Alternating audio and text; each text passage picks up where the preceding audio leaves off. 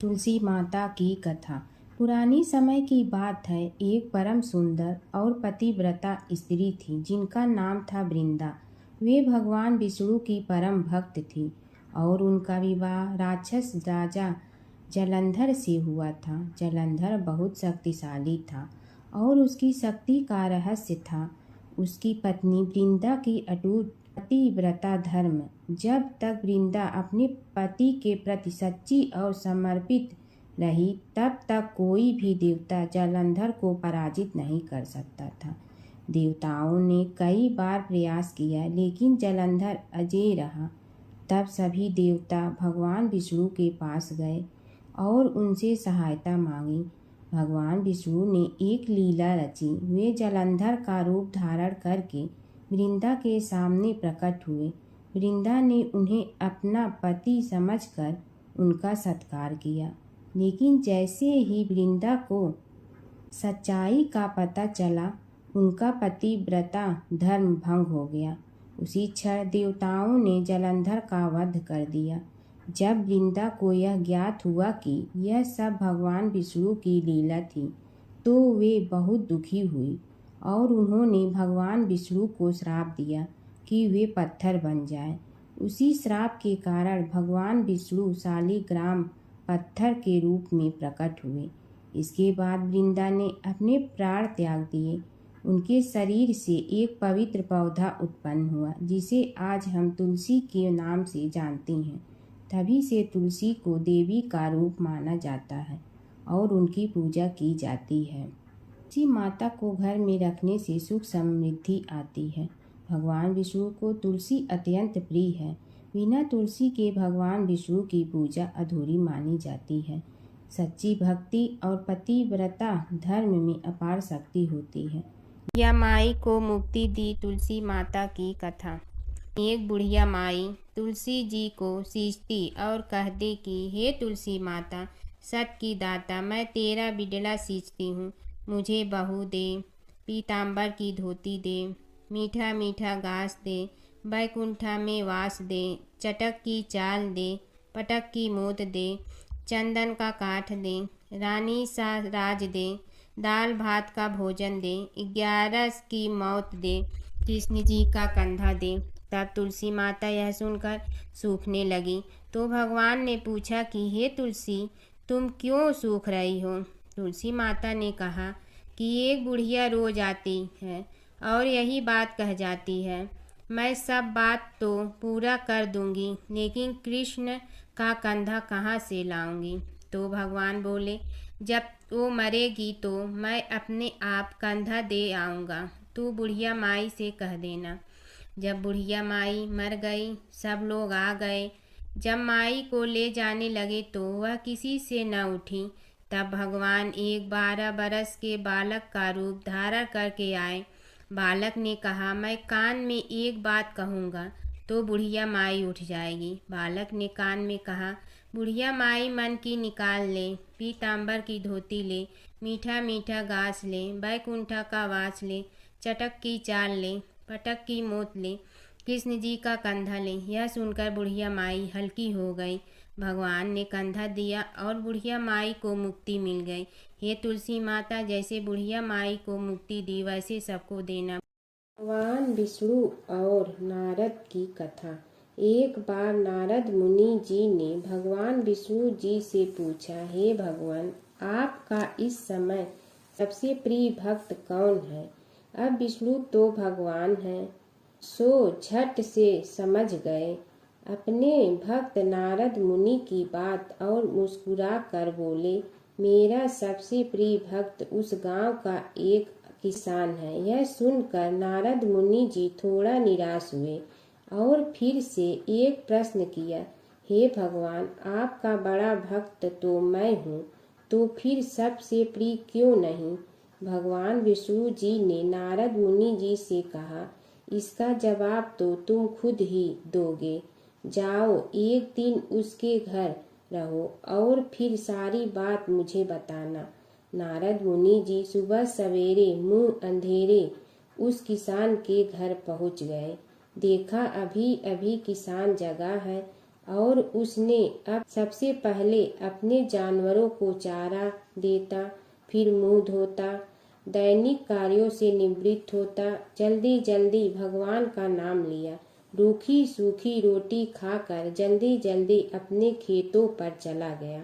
सारा दिन खेतों में काम किया और शाम को वापस घर आया। जानवरों को अपनी जगह बांधा, उन्हें चारा पानी डाला, हाथ धोया, मुंह धोया, फिर थोड़ी देर भगवान का नाम लिया, फिर परिवार के संग बैठकर खाना खाया और कुछ बातें की और फिर से सो गया। अब सारा दिन यह सब देखकर नारद मुनि जी भगवान विष्णु के पास वापिस आए और बोले, भगवान, मैं आज सारा दिन उस किसान के संग रहा, लेकिन वो तो ढंग से आपका नाम भी नहीं ले सकता। उसने थोड़ी देर सुबह, थोड़ी देर शाम को और भी जल्दी जल्दी आपका ध्यान किया, और मैं तो 24 घंटे सिर्फ आपका ही नाम जपता हूँ। क्या आपका सबसे प्रिय भक्त वो गरीब किसान ही है? भगवान विष्णु जी ने नारद की बात सुनकर कहा, अब इसका जवाब भी तुम मुझे खुद ही देना। और भगवान विष्णु जी ने एक कलश अमृत से भरा नारद मुनि को थमाया और बोले, इस कलश को लेकर तुम तीनों लोकों की परिक्रमा कर के आओ, लेकिन ध्यान रहे अगर एक बूंद भी अमृत नीचे गिरा तो तुम्हारी सारी भक्ति और पुण्य नष्ट हो जाएगी। नारद मुनि तीनों लोकों की परिक्रमा करके जब भगवान विष्णु के पास वापस आए तो खुश होकर बोले, भगवान, मैंने एक बूंद भी अमृत नीचे नहीं गिरने दिया। विष्णु भगवान ने पूछा, और इस दौरान तुमने मेरा नाम कितना बार लिया, मेरा स्मरण कितनी बार किया?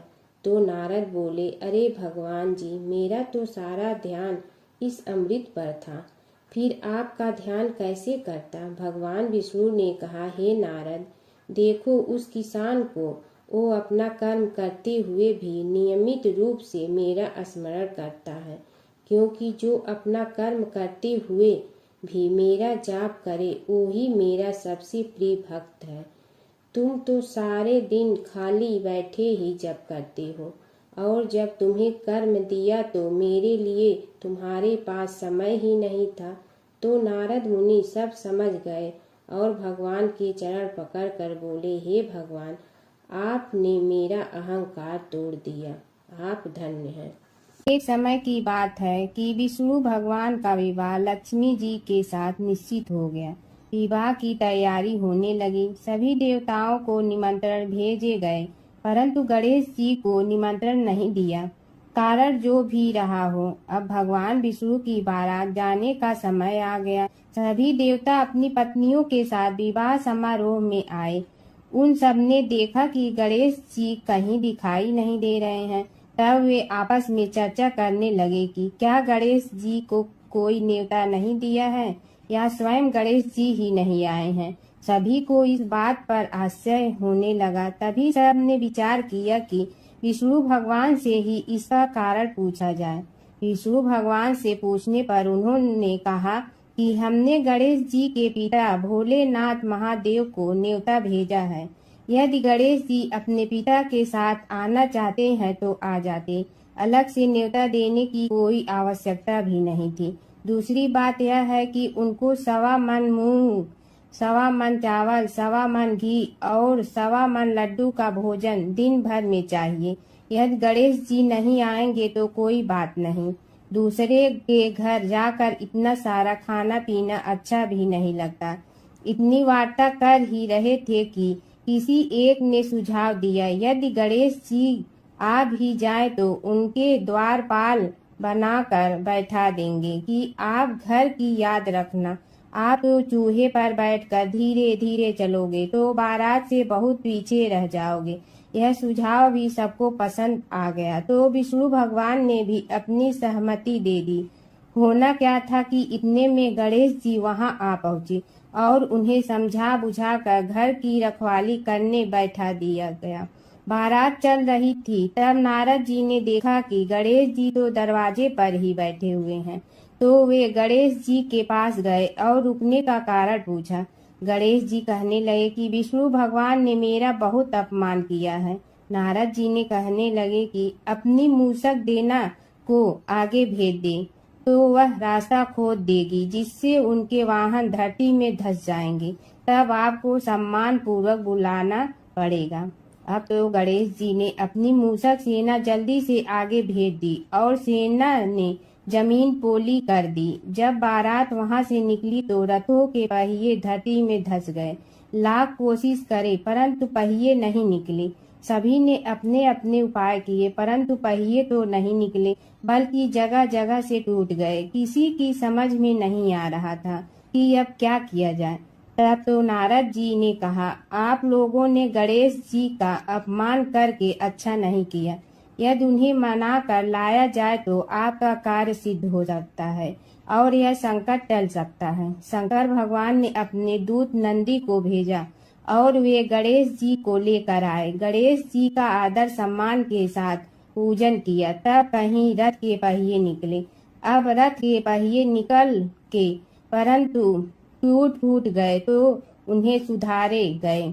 पास के खेत में खाती काम कर रहा था, उसे बुलाया गया। खाती अपना कार्य करने के पहले श्री गणेशाय नमः कहकर गणेश जी की वंदना मन ही मन करने लगा। देखते ही देखते खाती ने सभी पहियों को ठीक कर दिया। तब खाती कहने लगा कि हे देवताओं, आपने सर्वप्रथम गणेश जी को नहीं मनाया होगा और न ही उनकी पूजन की होगी, इसीलिए तो आपके साथ यह संकट आया है। हम तो मूर्ख अज्ञानी हैं, फिर भी पहले गणेश जी को पूजते हैं, उनका ध्यान करते हैं। आप लोग तो देवतागण हैं, फिर भी आप गणेश जी को कैसे भूल गए। अब आप लोग भगवान श्री गणेश जी की जय बोल कर जाएं तो आपके सब काम बन जाएंगे और संकट कट जाएंगे। ऐसा कहते हुए बारात वहां से चल दी और विष्णु भगवान को लक्ष्मी जी के साथ विवाह संपन्न करा के सभी सकुशल घर लौट आए।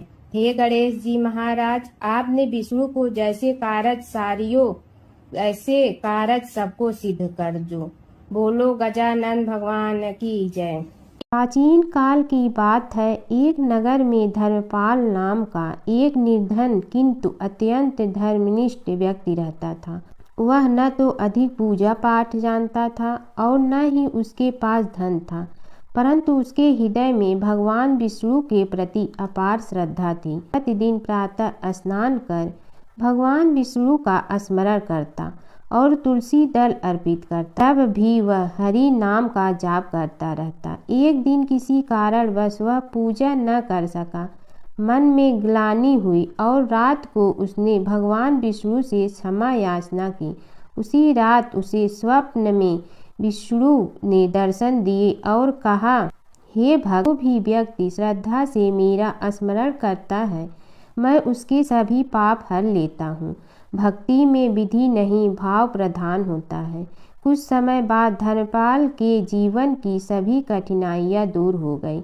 उसके घर में सुख शांति और समृद्धि आ गई। अंत समय में उसे वैकुंठ लोक की प्राप्ति हुई। विष्णु भगवान की कथा।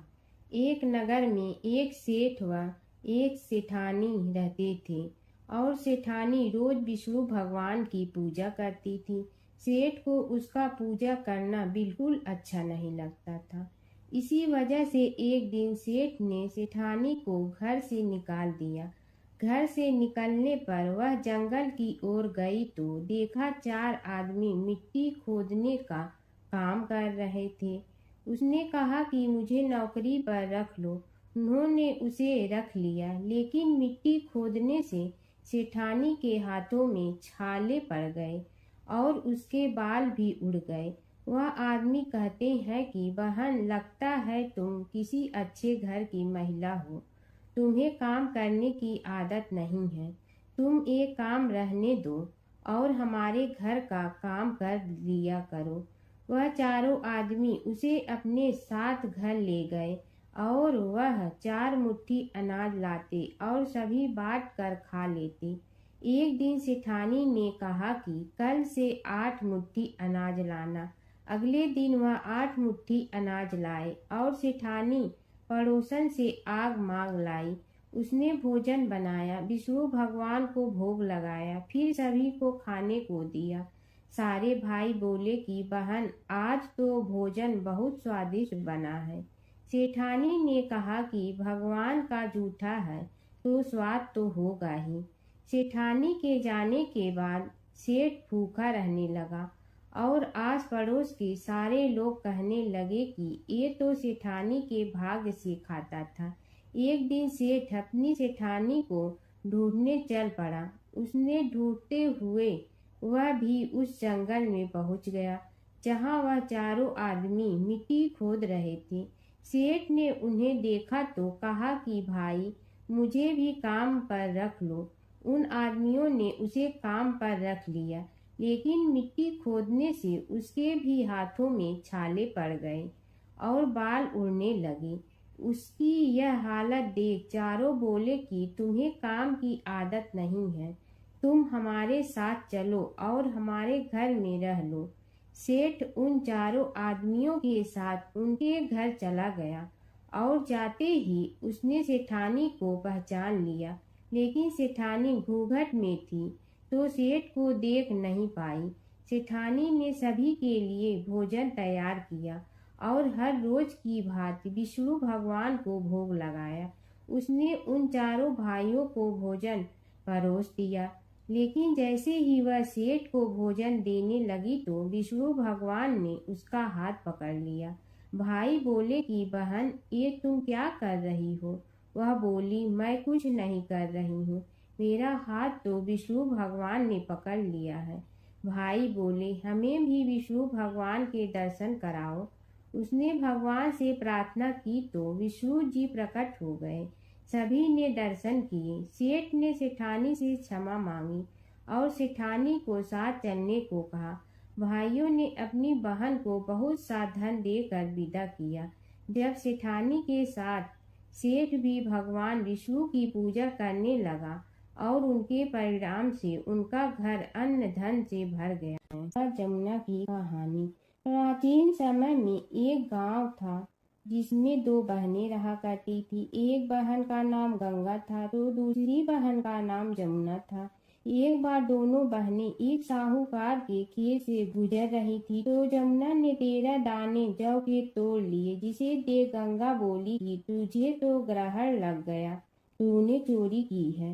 इस पर जमुना बोली कि अब मेरा ग्रहण कैसे धुलेगा। गंगा ने कहा कि तुझे 12 साल तक साहूकार के यहाँ नौकरी करनी पड़ेगी, तभी तेरा पाप धुलेगा और ग्रहण से मुक्ति मिलेगी।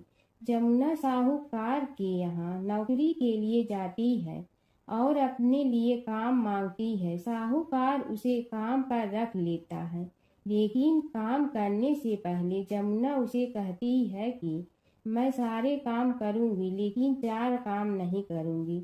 जूठे बर्तन नहीं मांजूंगी, झाड़ू नहीं लगाऊंगी, बिस्तर नहीं बिछाऊंगी और दिया नहीं जलाऊंगी।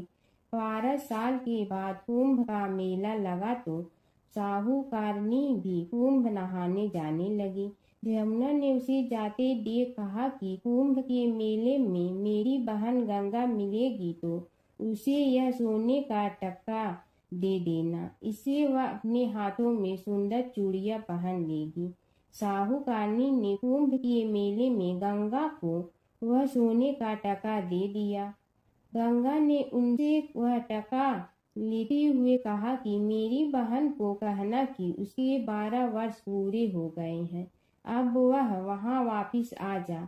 साहूकार व साहूकारनी वापिस घर आए तब जमुना मटके में पानी भर रही थी। दोनों जमुना से बोले कि हमने सोने का वह टका तेरी बहन गंगा को दे दिया था और उसने कहा है कि तेरे 12 वर्ष पूरे हो गए हैं, इसलिए अब तुम वापिस जाओ। यह समाचार सुनते ही जमुना सहस्त्र धारा में बदल गई और बहने लगी।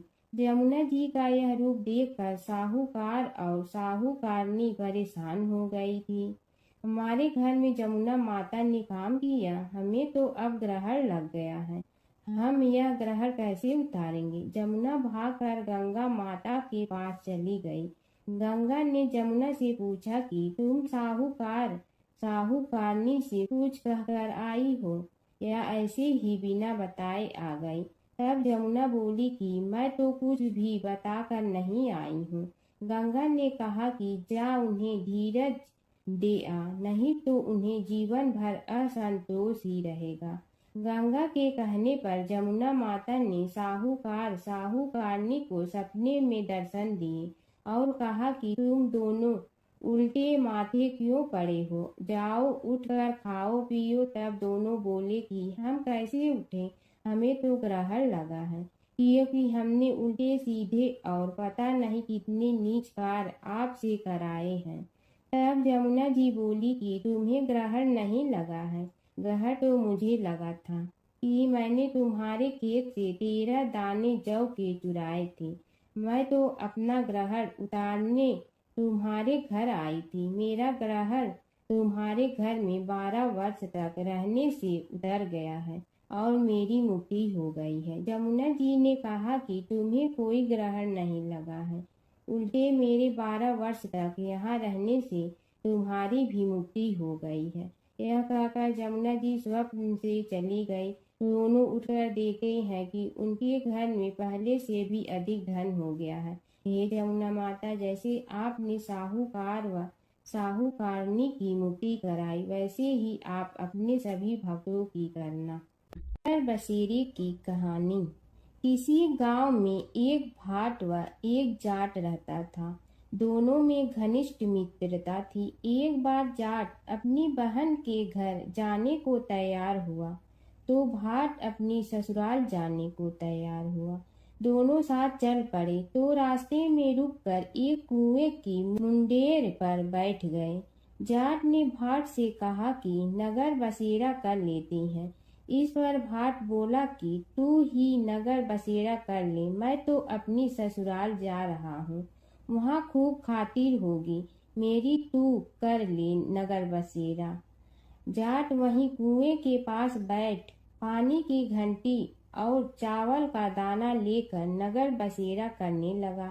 नगर बसेरा करने के साथ जाट कहने लगा कि नगर बसेरा जो करे सो मल धोवे पाँव, ताता माड़ा तापसी देगी मेरी माँ, माँ देगी मावशी तेगी द्वारका का वास, मीठा मीठा घास वृंदावन का वास, 5 कुल्थी छठी रास मेरी जीवड़ो श्री कृष्ण के पास, डालू पानी हो जाए घी झट से निकल जाए मेरा जी। यह सब कर कर के वह जाट बहन के पास चल पड़ा। जाट की बहन ने भाई के आने पर उसकी खातिर की खी बूरा के साथ भाई को जिमाया। दोनों ने बैठकर ढेर सारी बातें की।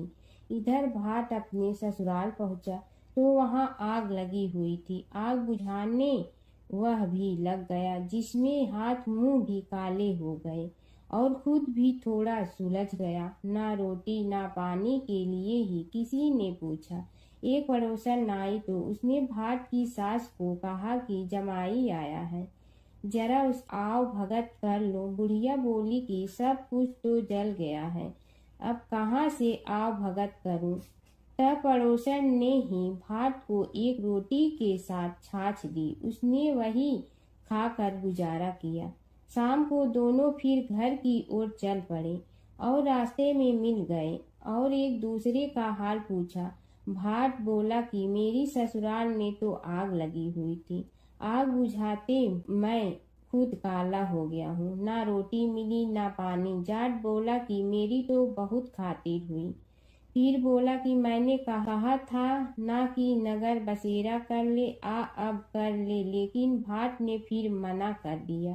कहने लगा कि चाहे रोटी दे या न दे, तेरी तो माँ है, दही चूरमा का पेड़ा धरा पाएगा। भाट ने फिर नगर बसेरा नहीं किया, जाट ने कर लिया। नगर बसेरा जो करे सो मल धोए पाँव, ताता माड़ा तापसी देगी मेरी माँ, माँ देगी मावशी देगी द्वारका का वास, मीठा मीठा घास वृंदावन का वास, 5 कुल्थी छठी रास मेरा जीवड़ो श्री कृष्ण के पास, डालू पानी हो जाए घी झट से निकल जाए मेरा जी।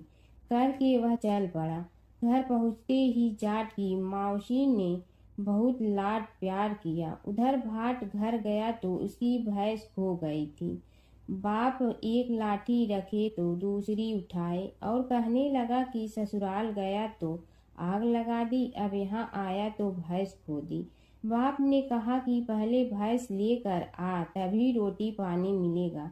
सारा दिन भाट भैंस ढूंढता रहा, लेकिन उसे भैंस नहीं मिली। जाट और भाट की मुलाकात फिर से बाजार में हो गई।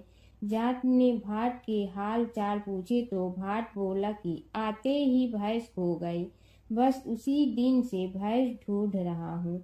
रोटियां का तो पूछो ही मत। जाट ने कहा कि मैंने तो पहले ही कहा था कि नगर बसेरा कर ले।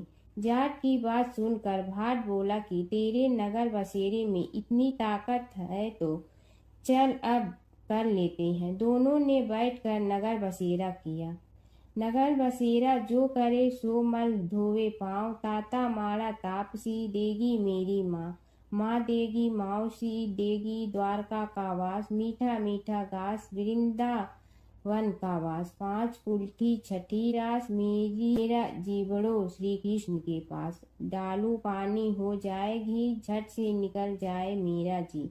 दोनों के नगर बसेरा करने पर भाट जैसे ही आगे बढ़ा तो उसकी खोई भैंस मिल गई, जिसे लेकर घर पहुंचा। घर पहुंचते ही माँ ने कहा कि लड़के को आते ही घर से निकाल दिया, सारे दिन से ये भूखा प्यासा भटक रहा है।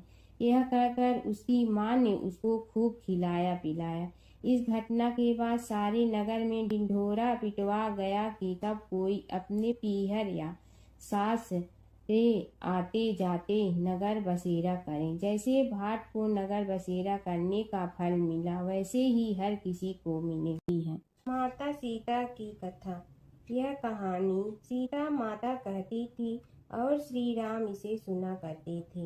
एक दिन श्री राम भगवान को किसी काम के लिए बाहर जाना पड़ा, तो सीता माता कहने लगी कि भगवान, मेरा तो 12 वर्ष का नित्य नियम है। अब आप बाहर जाएंगे तो मैं अपनी कहानी किसे सुनाऊंगी। श्री राम ने कहा कि तुम कुएं की पाल पर जाकर बैठ जाना और वहां जो औरतें पानी भरने आएंगी उन्हें अपनी कहानी सुना देना। सीता माता कुएं की पाल पर जाकर बैठ जाती हैं। एक स्त्री आई, उसने रेशम की जड़ी की साड़ी पहन रखी थी और सोने का घड़ा ले रखा था। सीता माता उसे देख कहती हैं कि बहन, मेरा 12 वर्ष का नित्य सुन लो। पर वह स्त्री बोली कि मैं तुम्हारा नित्य सुनूंगी तो मुझे घर जाने में देरी हो जाएगी और मेरी सास मुझसे लड़ेंगी। उसने कहानी नहीं सुनी और चली गई। उसकी रेशम जड़ी की साड़ी फट गई, सोने का घड़ा मिट्टी के घड़े में बदल गया। सास ने देखा तो पूछा कि ये किसका दोष अपने सिर लेकर आ गई है। बहू ने कहा कि कुएं पर एक औरत बैठी थी, उसने कहानी सुनने के लिए कहा, लेकिन मैंने सुनी नहीं, जिसका यह फल मिला है। बहू की बात सुनकर अगले दिन वही साड़ी और घड़ा लेकर सास कुएं की पाल पर गई। सास को वहीं माता सीता बैठी मिली, तो माता सीता ने कहा कि बहन, मेरी कहानी सुन लीजिए। सास बोली कि एक बार छोड़, मैं तो 4 बार कहानी सुन लूंगी। राम आए लक्ष्मण आए, देश के पुजारी आए, नित नेम का नेम लाए, आओ राम बैठो राम। तपी रसोई जियो राम, माखन मिश्री खाओ राम। दूध बतासा पियो राम, सूत के पलका मोठो राम। साल दुसाला पोठो राम, साल दुसाला ओढ़ो राम। जब बोलो जब राम ही राम, राम संवारे सबके काम। खाली घर भंडार भरेंगे, सबका बेड़ा पार करेंगे। श्री राम जय जय राम। सास बोली कि बहन, कहानी तो बहुत अच्छी लगी। कहानी सुनकर सास घर चली गई और उसकी साड़ी फिर से रेशम जड़ी की बन गई। मिट्टी का घड़ा फिर सोने के घड़े में बदल गया। बहू कहने लगी, सासू माँ आपने ये सब कैसे किया। सास ने कहा कि बहू तू दोष लगा के आई थी और मैं अब दोष उतार कर आ रही हूँ।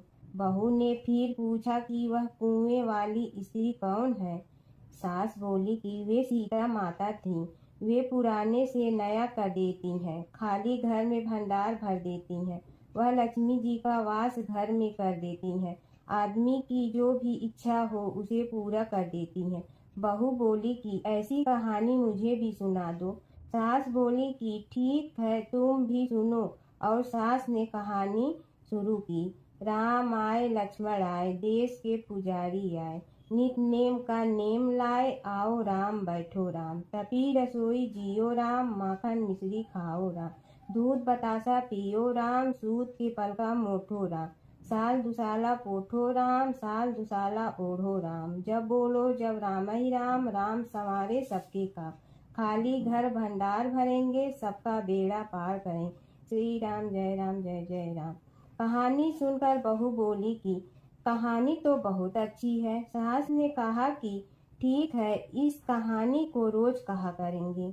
अब सास बहू रोज सवेरे उठती, नहाती धोती और पूजा करने के बाद नितनेम की सीता की कहानी कहती। एक दिन उनके यहाँ एक पड़ोस की औरत आई और बोली कि बहन जरा सी आँच दे ना। तो वह बोली कि आज तो अभी हमने जलाई ही नहीं। पड़ोसन ने कहा कि तुम सुबह 4 बजे से उठकर क्या कर रही हो। फिर उन्होंने कहा कि सुबह उठकर हम पूजा करते हैं, फिर सीता माता की नितनेम की कहानी कहते हैं। पड़ोसन ने उसकी बात सुनकर फिर कहा कि सीता माता की कहानी कहने से तुम्हें क्या मिलता है। वे बोली कि इनकी कहानी कहने से घर में भंडार भर जाते हैं, सारे काम सिद्ध होते हैं, मन की इच्छा भी पूरी हो जाती है। पड़ोसन कहती है कि बहन ऐसी कहानी तो मुझे भी सुना दो। फिर वह बोली कि ठीक है, तुम भी यह कहानी सुन लो। राम आए लक्ष्मण आए, देश के पुजारी आए, नित नेम का नेम लाए, आओ राम बैठो राम। सारी कहानी सुनने के बाद पड़ोसन कहने लगी, बहन कहानी तो मुझे बहुत अच्छी लगी। अब वह पड़ोसन भी नित नेम सीता माता की कहानी कहने लगी। कहानी कहने से सीता माता ने पड़ोसन के भी भंडार भर दिए। अब तो पूरे मोहल्ले में नित नेम की कथा चल पड़ी। हर किसी की मनोकामना पूरी होने लगी। हे सीता माता, जैसे आपने उनके भंडार भरे वैसे ही आप हमारे भी भंडार भरना, सबकी भरना, कहानी सुनने वाले के भी और कहानी कहने वाले के भी। धर्मराज जी की कथा। दो सेठानियाँ थी। एक के घर में धन बहुत था पर वह कंजूस थी। दूसरी के पास धन थोड़ा कम था पर मन से वह बहुत अमीर थी। रोज सवेरे उठती, गंगा स्नान करती, तुलसी माता, बड़ पीपल सींचने, भगवान के मंदिर जाके पूजा करती। धर्मराज सूरज भगवान की कहानी सुनती, भगवान के भोग लगाकर अतिथि को जिमाती, गाय कुत्ता के लिए ग्रास निकालती। दूसरी सेठानी इस धर्मात्मा को देखकर हंसती और कहती, पता नहीं दिन भर क्या करती रहती है।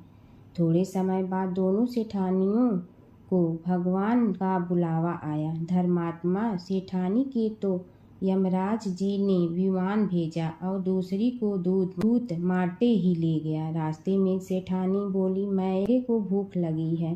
तो दूत बोले, किसी को कुछ दिया होगा तो मिलेगा। फिर बोली, प्यास लगी है।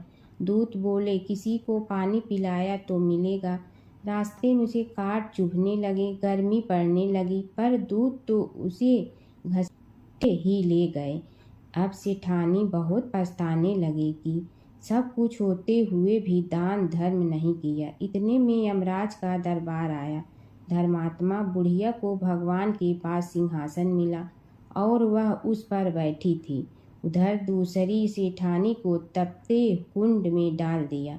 अब सेठानी यमराज से बोली, मुझे 1.25 पहर का जीवन दान दे दो, मैं वापस आकर दंड भोग लूंगी। यमराज बोले, ठीक है। सेठानी के शरीर में वापस प्राण डाल दिए।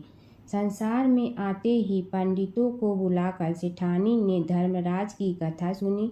सब तरह से दान धर्म किया। इतने में समय पूरा हो गया। अब की बार विमान आया। सवा पहर के दान धर्म से सेठानी को स्वर्ग मिला। धर्मराज जी की परम भक्त पोपा बाई की कथा।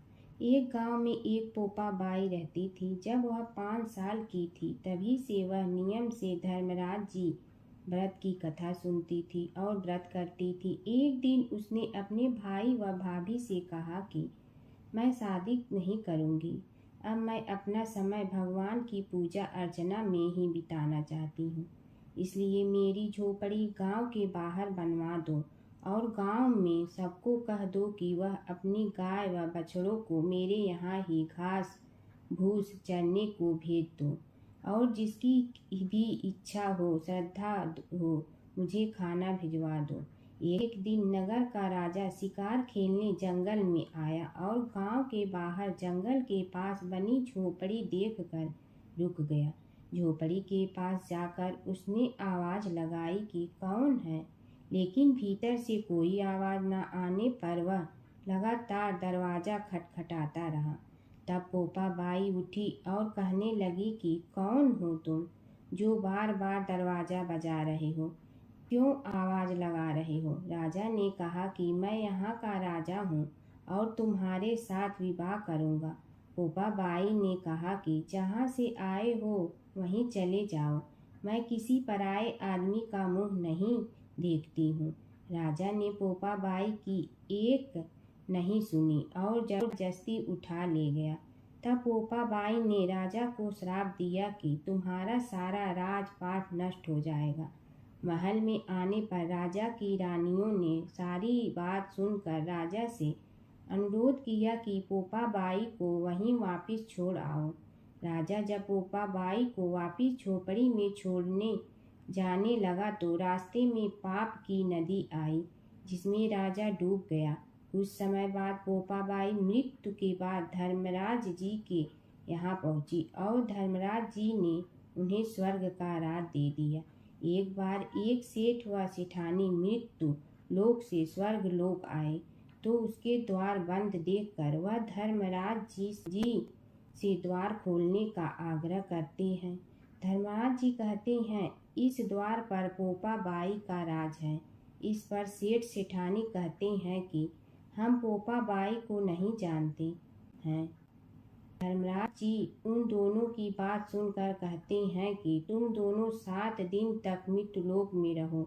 8 खोपड़ा से राई भरकर 5 कपड़े ऊपर रखकर कहानी सुनकर उद्यापन करना और कहना कि राज है पोपा बाई लेखा लेगी राई राई का। सारे बोलो पोपा बाई की जय। प्राचीन काल की बात है। नैमिषारण्य क्षेत्र में ऋषि महर्षि और साधु संतों का समाज जुड़ा था। उसमें श्री सूत जी भी विद्यमान थे। शौनक जी ने उनकी सेवा में उपस्थित होकर निवेदन किया कि हे अज्ञान रूप घोर तिमिर को नष्ट करने में करोड़ों सूर्यों के समान प्रकाशमान श्री सूत जी हमारे कानों के लिए अमृत के समान जीवन प्रदान करने वाले कथा तत्व का वर्णन कीजिए। हे सूत जी, हमारे हृदयों में ज्ञान के प्रकाश की वृद्धि तथा भक्ति, वैराग्य और विवेक की उत्पत्ति जिस कथा से हो सकती हो वह हमारे प्रति कहने की कृपा कीजिए। शौनक जी की जिज्ञासा से सूत जी बड़े प्रसन्न हुए। पुरातन इतिहासों के स्मरण से उनका शरीर पुलकायमान हो रहा था। वे कुछ देर उसी स्थिति में विराजमान रहकर कुछ विचार करते रहे और अंत में बोले, शौनक जी, इस विषय में आपके चित्त में बड़ी जिज्ञासा है।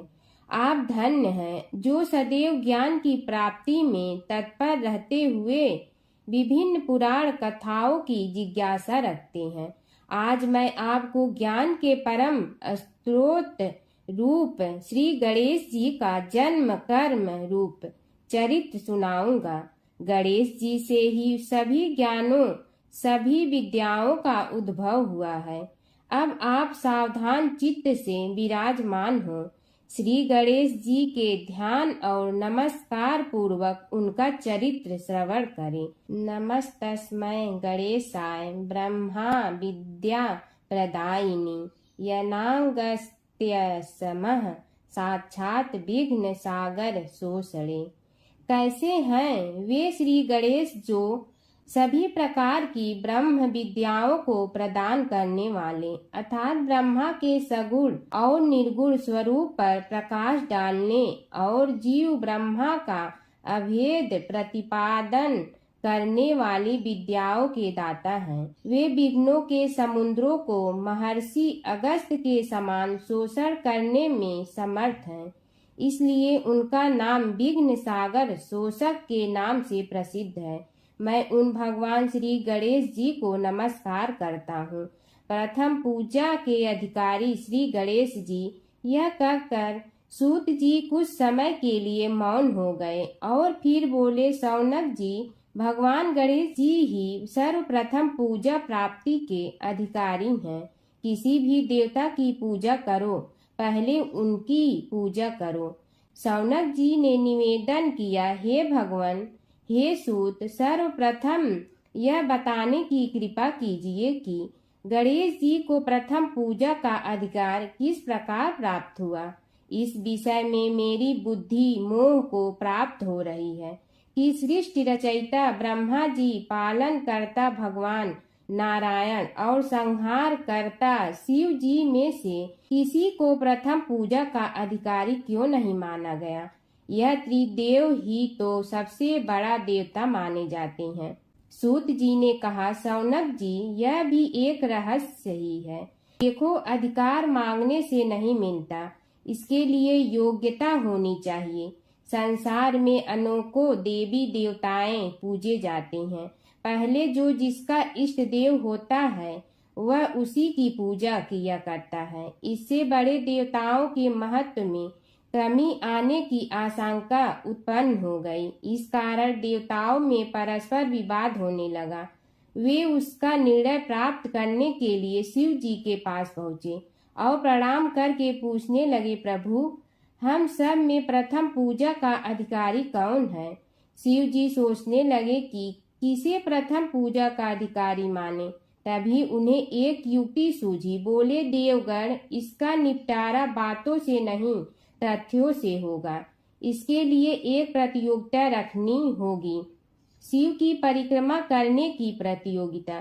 देवगण उनका मुख देखने लगे, शंकित हृदय से सोचने लगे कि कैसी प्रतियोगिता रहेगी। यह शिव जी ने उनके मन के भाव ताड़ लिए, इसलिए सांत्वना भरे शब्दों में बोले, घबराओ मत, कोई कठिन परीक्षा नहीं ली जाएगी। बस इतना ही कि सभी अपने अपने वाहनों पर चढ़कर संसार की परिक्रमा करो और फिर यहाँ लौट आओ। जो पहले लौटेगा वही सर्वप्रथम पूजा का अधिकारी होगा। अब क्या देर थी, सभी अपने अपने वाहन पर चढ़कर दौड़ पड़े। किसी का वाहन गजराज था तो किसी का सिंह, किसी का भैंसा तो किसी का मृग, किसी का हंस तो किसी का उल्लू, किसी का अश्व तो किसी का श्वान। अभिप्राय यह है कि वाहनों को विविधता के दर्शन उस समय जितने भले प्रकार से हो सकते थे उतने अन्य समय में नहीं। सबसे गया बीता वाहन गणेश जी का था मूषक, उससे चूहा भी कहते हैं। ऐसे वाहन के बल भरोसे इस प्रतियोगिता में सफल होना तो क्या, सम्मिलित होना भी हास्यास्पद है। गणेश जी ने सोचा, छोड़ो, क्या होगा प्रतियोगिता में भाग लेने से, हम तो यहाँ बैठे रहकर ही तमाशा देखेंगे। वे बहुत देर तक विचार करते रहे। अंत में उन्हें एक युक्ति सूझी। शिव जी स्वयं ही जगदाता हैं, यह संसार उन्हीं का प्रतिबिंब है, तब क्यों न इन्हीं की परिक्रमा कर ली जाए। इनकी परिक्रमा करने से ही संसार की परिक्रमा हो जाएगी। ऐसा निश्चय कर उन्होंने मूषक पर चढ़कर शिव जी की परिक्रमा की और उनके समक्ष जा पहुँचे। शिव जी ने कहा, तुमने परिक्रमा पूर्ण कर ली। उन्होंने उत्तर दिया, जी हाँ, शिव जी सोचने लगे कि इसे तो यहीं घूमते हुए देखा, फिर परिक्रमा कैसे कराया। देवताओं का परिक्रमा करके लौटना आरंभ हुआ और उन्होंने गणेश जी को वहां बैठे देखा तो माथा ठनक गया। फिर भी साहस करके बोले, अरे तुम विश्व की परिक्रमा के लिए नहीं गए। गणेश जी ने कहा, अरे मैं कब का यहाँ आ गया। देवता बोले, तुम्हें तो कहीं भी नहीं देखा। गणेश जी ने उत्तर दिया, देखते कहाँ से, समस्त संसार शिव जी में विद्यमान है। इनकी परिक्रमा करने से ही संसार की परिक्रमा पूर्ण हो गई। सूत जी बोले, शौनक, इस प्रकार गणेश जी ने अपनी बुद्धि के बल पर ही विजय प्राप्त कर ली। उनका कथन सत्य था, इसलिए कोई विरोध करता भी तो कैसे। बस उसी दिन से गणेश जी की प्रथम पूजा होने लगी। गणेश जी की कथा। एक बार गणेश जी एक छोटे बालक के रूप में चिमटी में चावल और चमचे में दूध लेकर निकले। वो हर किसी से कह रहे थे कि कोई मेरी खीर बना दो, कोई मेरी खीर बना दो। एक बुढ़िया बैठी हुई थी, उसने कहा, ला मैं बना दूं। वह छोटा सा बर्तन चढ़ाने लगी। तब गणेश जी ने कहा कि दादी माँ, छोटी सी भगोनी मत चढ़ाओ, तुम्हारे घर में जो सबसे बड़ा बर्तन है वही चढ़ा दो। बुढ़िया ने वही चढ़ा दिया। वह देखती रह गई कि वह जो थोड़े से चावल उस बड़े बर्तन में डाली थी वह तो पूरा भर गया है। गणेश जी ने कहा, दादी माँ, मैं नहा कर आता हूँ। खीर तैयार हो गई हो तो बुढ़िया के पोते पोती खीर खाने के लिए रोने लगे। बुढ़िया ने कहा, गणेश जी, तेरे भोग लगाना कहकर चूल्हे में थोड़ी सी खीर डाली और कटोरी भर भर कर बच्चों को दे दी।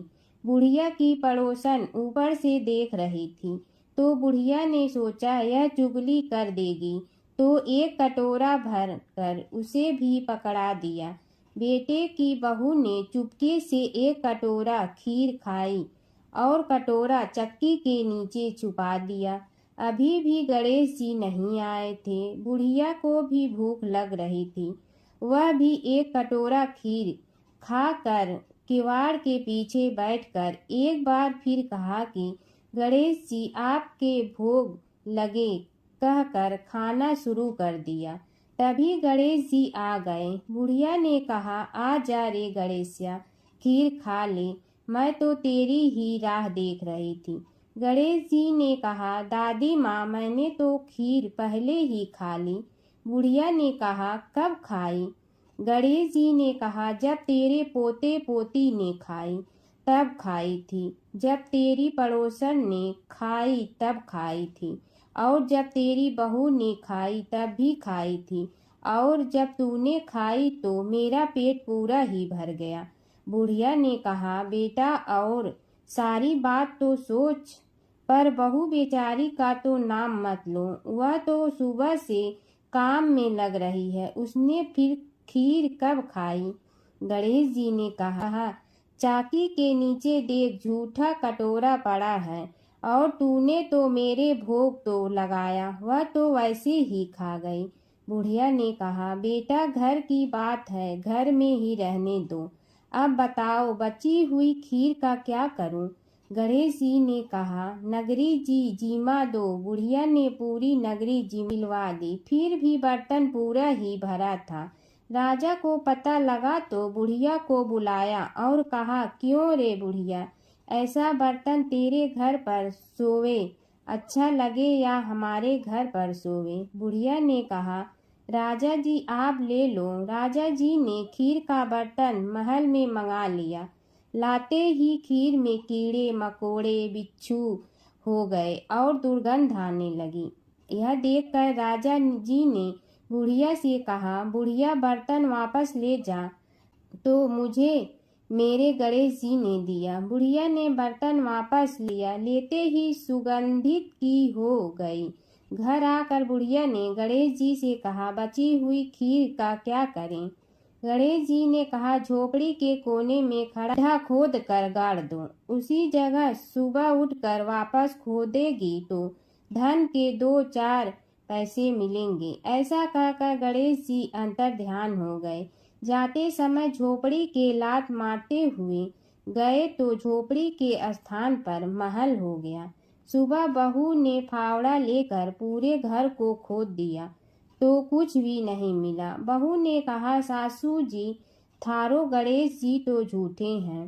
सास ने कहा, बहू मारो गणेश झूठो तो नहीं है, ला मैं देखूं। वह फावड़ा लेकर खोजने लगी तो टन टन करते 2 धन के चरे घड़े निकले आए। बहू ने कहा, सासू जी गणेश जी तो साचो ही हैं। सास ने कहा, गणेश जी तो भावनाओं का भूखा है। यह गणेश जी जैसा आपने बुढ़िया को दिया वैसा सबको देना। एक बार एक नगर में एक मालिन रहती थी। उसके पति चल बसे थे। उसका एक 4 साल का पुत्र था। उसकी सास कठोर हृदय की स्त्री थी। वह बहू को बहुत तकलीफ देती थी। एक दिन सास ने बहू और पोते को घर से निकाल दिया। वे दोनों रोते हुए चलते चलते एक जंगल में जा पहुंचे। वहां एक बड़े पेड़ के नीचे बैठ गए। वहां से थोड़ी दूर पर एक गणेश जी का मंदिर था। वहां बहुत लोग गणेश जी के दर्शन करने आते थे। दर्शन करके गणेश जी को प्रसाद चढ़ाते थे। फिर वह प्रसाद सबको बांट देते थे। इस प्रसाद से माँ बेटे का गुजारा होने लगा। दोनों गणेश जी की पूजा पाठ में लग गए। एक दिन उन्होंने सोचा, क्यों न हम भी जंगल से फूल ला कर बेचें। वे रोज जंगल से फूल लाकर उसकी माला बनाकर बेचने लगे। साथ में पूजा की सामग्री और प्रसाद भी बेचने लगे। इससे उनको आमदनी होने लगी। गणेश जी की कृपा से आमदनी बढ़ने लगी। जल्दी ही उन्होंने एक मकान और एक दुकान बना लिया। एक राजा की लड़की मंदिर में रोज पूजा करने आती थी। मालिन के बेटे को देखकर राजकुमारी उस पर मोहित हो गई और उससे विवाह करने की सोचने लगी। उसने अपनी भाभी से अपने मन की बात कही। भाभी अनुभवी थी। उसने कहा, ये तो मालिन का बेटा है और तुम एक राजा की बेटी हो। यदि तुमने उससे विवाह किया तो तुम्हारी बहुत बेइज्जती होगी। पर राजकुमारी अपनी बात पर अड़ी रही। उसने कहा, मैंने तो प्रतिज्ञा कर ली है कि उसी से विवाह करूंगी। भाभी ने घर जाकर सारी बात राजा को बता दी। राजा ने मना नहीं किया और विवाह के लिए तैयार हो गए। उन्होंने बड़े धूमधाम से बेटी का विवाह मालिन के बेटे के साथ कर दिया। मालिन ने सबसे पहले बेटे बहू को गणेश जी के मंदिर में ले जाकर पूजा पाठ करवाया और गणेश जी का आशीर्वाद दिलवाया। इसके बाद पूरे नगर में यह बात फैल गई कि गणेश जी की पूजा करने से सब दुख कष्ट दूर हो जाते हैं। इस बात पर सुनते ही नगर के सभी लोग मंदिर आने लगे। मालिन और उसके बेटे की बिक्री और बढ़ गई। उधर उसकी सास के बुरे दिन आ गए। अन्नदाता उससे रूठ गए और वह भूखों मरने लगी। एक दिन वह रोती धोती उसी गणेश जी के मंदिर में आ पहुंची। वहां वह मालिन के बेटे से बोली, मैं भूखी हूँ, मुझे रोटी कपड़ा दे दो, इसके बदले में तुम्हारा सारा काम कर दूंगी। लड़के को दया आ गई और उसे काम पर रख लिया। उसने अपनी दादी को नहीं पहचाना। जब मालिन घर आई तो उसने सास को पहचान लिया। वह सास से बोली, सासू जी आप यहाँ कैसे? सास ने पोते की तरफ इशारा करके कहा, मेरी इस सेठ के यहाँ नौकरी लग गई है। बहू बोली, यह आपका पोता है और यह घर भी आपका ही है, यह दुकान भी आपकी ही है। जब आपने हमें घर से निकाला तब गणेश जी ने हमारी रक्षा की। बहू की बात सुनकर सास बोली, मेरी करनी मैं भोगूंगी। बहू बोली, सासू जी अब आप हमारे यहाँ रहो और पोते का सुख देखो। हे गणेश जी महाराज, जैसा सुख आपने मालिन को दिया वैसा ही सुख सबको देना। कीड़ी नगरा सींचने की कहानी। एक गांव में एक बुढ़िया माई रहती थी। उसके 2 बेटे तथा बहू भी थे। बुढ़िया माई भगवान श्री हरि विष्णु की परम भक्त थी। अपना जीवन दान धर्म पुण्य कार्य कर्मों में लगाती थी।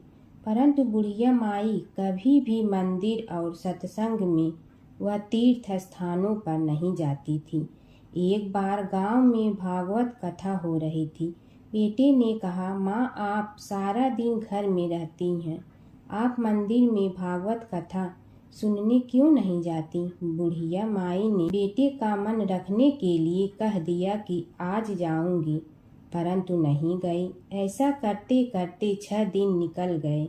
बुढ़िया माई के बेटे ने कहा, माँ आज अंतिम दिन है, आज तो कथा सुनने आपको जाना ही पड़ेगा। सारा दिन घर का काम करके बुढ़िया माई ने जाते जाते इतनी देर कर दी कि अंतिम दिन की भागवत कथा भी समाप्त हो गई। भगवान श्री हरि विष्णु सन्यासी का रूप धारण करके बुढ़िया माई के पास आए और बोले, बुढ़िया माई तुम कहाँ जा रही हो? बुढ़िया माई ने कहा, मैं भागवत कथा सुनने जा रही हूँ। तब सन्यासी रूपधारी भगवान श्री हरि विष्णु ने कहा, अब इतनी देर से क्यों जा रही हो? वहाँ तो अब कथा समाप्त हो गई है, अब वहाँ जाकर क्या करोगी? बुढ़िया माई ने कहा, अब घर से निकली हूँ तो जाकर ही रहूंगी। सब सन्यासी रूपधारी भगवान श्री हरि विष्णु ने कहा कि अब कथा समाप्त हो गई, भक्त लोग भी अपने अपने घर चले गए, अब तुम वहाँ से क्या लाओगी? तो बुढ़िया माई बोली, कुछ नहीं तो मैं वहाँ से एक ईंट ही उठा लाऊंगी। तो सन्यासी रूपधारी भगवान श्री हरि विष्णु बोले, तुम वहाँ से मिट्टी की ईंट लाओगी, उसके बदले में मैं तुम्हें एक सोने की ईंट दे देता हूँ। बुढ़िया माई ने ईंट ले ली और घर की तरफ चल पड़ी और विचार करने लगी कि यदि यह ईंट मैं घर लेकर जाऊंगी तो बेटे बहू झगड़ने लगेंगे, इसीलिए घर के आंगन में बाहर ही बुढ़िया माई ने वह ईंट जमीन में गाड़ दी। परंतु अब बुढ़िया माई का ध्यान उस ईंट पर ही रहने लगा। खाने पीने घर के काम करने में सदैव बुढ़िया माई अपना ध्यान सोने की ईंट पर ही लगाई रखती। बेटे बहू ने पूछा, माँ पूरे दिन घर के आंगन में क्या करती रहती हो? तो बुढ़िया माई ने कहा, मैं आने जाने वाले को देखती रहती हूँ।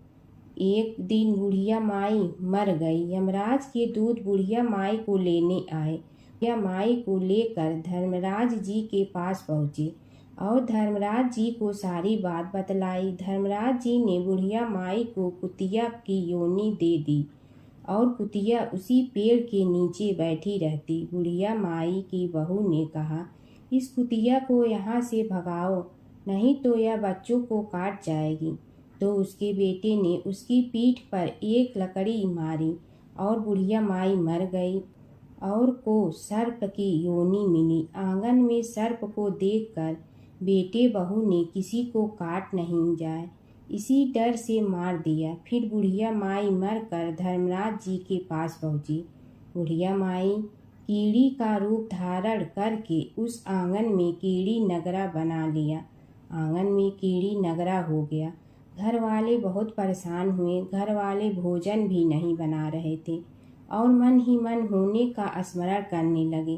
तब भगवान श्री हरि विष्णु सन्यासी का रूप धारण करके आए और बोले कि कुछ खाने को दे दो।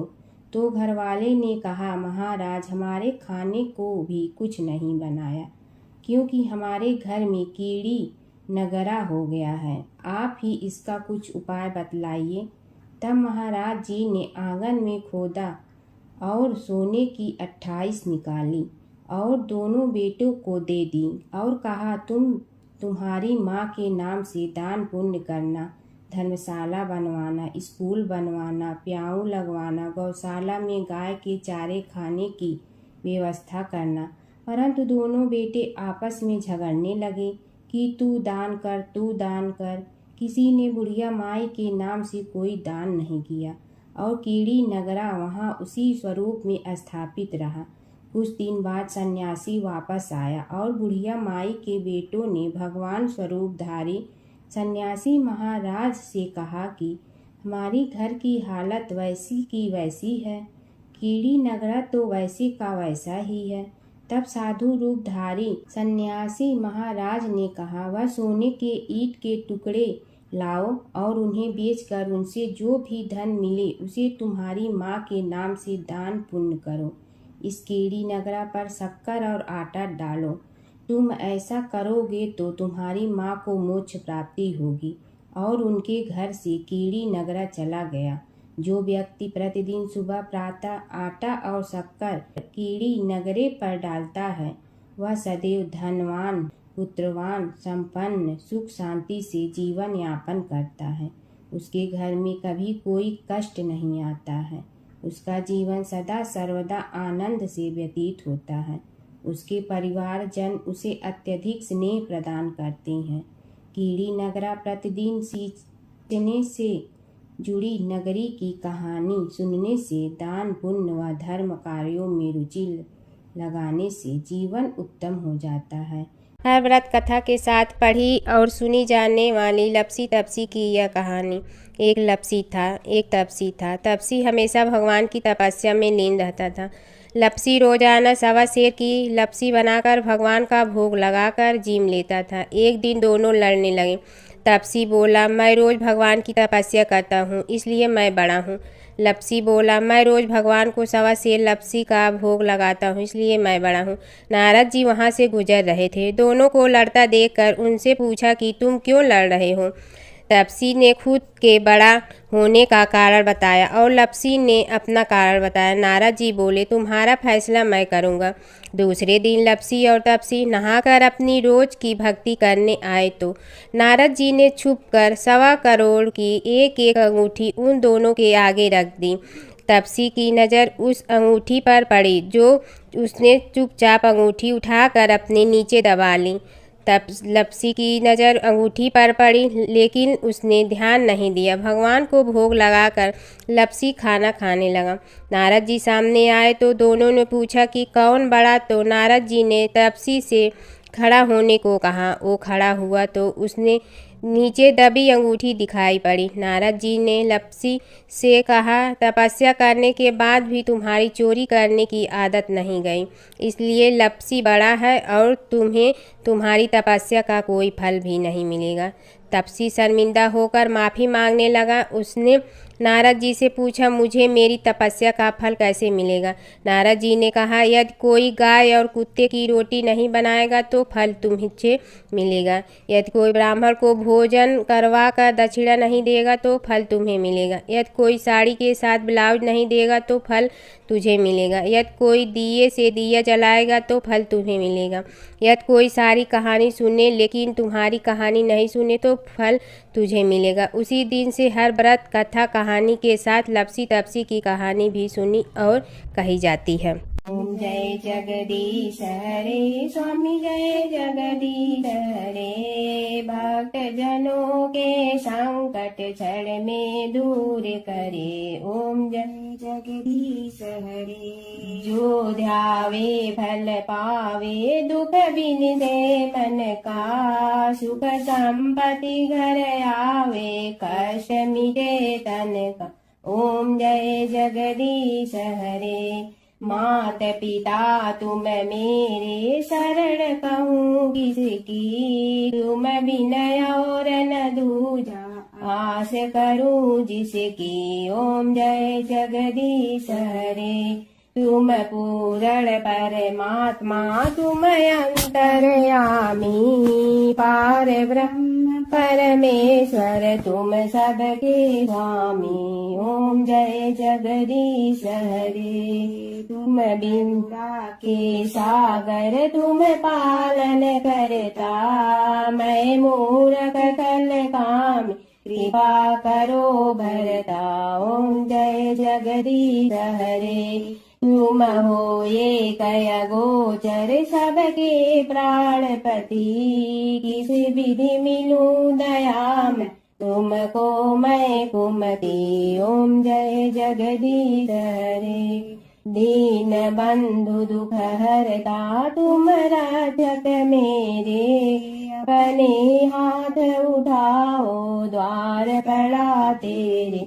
ओम जय जगदीश हरे। विषय विकार मिटा, पाप हरो देवा श्रद्धा भक्ति बढ़ाओ संतन की सेवा ओम जय जगदीश हरे तन मन धन सब तेरा स्वामी सब कुछ है तेरा तेरा तुझको अर्पण क्या लागे मेरा ओम जय जगदीश हरे जय जगदीश हरे स्वामी जय जगदीश हरे भक्त जनों के संकट धरने दूर करे ओम जय जगदीश हरे स्वामी जय जगदीश हरे।